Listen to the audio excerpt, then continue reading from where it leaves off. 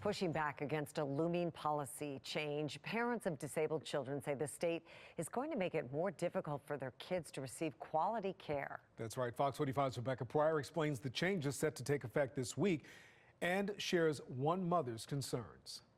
As a single mom caring for a child with special needs, as you can imagine, Jennifer Drucker says every day is already filled with challenges. And now she fears under these new policy changes that some of the resources she says her daughter so desperately needs could go away. Even when her daughter Cassie is playing quietly behind a closed bedroom door, Jennifer Drucker keeps a constant eye out. Sorry, I have to watch her. I have to watch her every minute. Cassie was recently diagnosed with epilepsy and lives with severe autism and bipolar disorder. Being nonverbal and prone to outbursts makes even simple tasks a daily struggle. Hi, Cassie. And requires specialized around-the-clock care.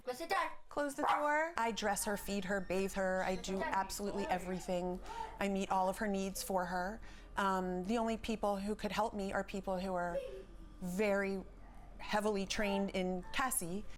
Qualifications that have been hard to find outside the home. I think this year alone, I've hired 16 different people. For instance, there was someone we hired who was with me when she had her seizure, and that person afterwards said they couldn't come back, they were too afraid. But most of the time they don't come back because it's very difficult. Cassie's not going to tolerate having the door open. As Cassie's primary caretaker, Daisy, treat! Jennifer receives money from the state, but the program allowing her to do so is set to see a slew of changes, potentially lowering her pay. For me, if the pay goes down and we lose our home and the funds available for full-time staff and additional activities, including Cassie's physical therapy. I can't even secure a good helper at this pay. So if we're taking $10 an hour off the plate, I'm going to be in big trouble. There's no way. These are all for anxiety. In addition to a lack of services, Jennifer also upset with the lack of notice and input from families in the program.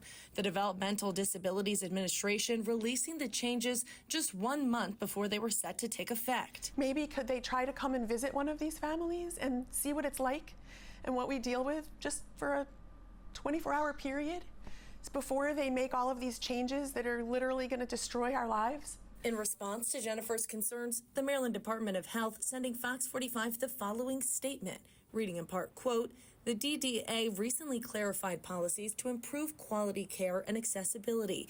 Changes will not only help reduce processing delays, but will ensure that these taxpayer-funded services are delivered responsibly and with appropriate oversight." It's heartbreaking. Still, Jennifer says she needs all the help she can get and fears any cutback will make an already difficult situation impossible to manage. I have a feeling it's all just going to be taken away, and I can't do it by myself.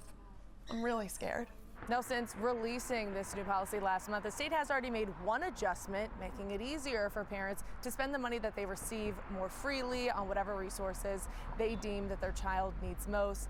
That delayed the implementation of this new policy by 2 weeks, which is now set to take effect this Thursday. In Baltimore, Rebecca Pryor, Fox 45 News. I'm Kai Jackson. Thank you for watching. Here's another video to watch. Also, please take a moment to subscribe to our channel.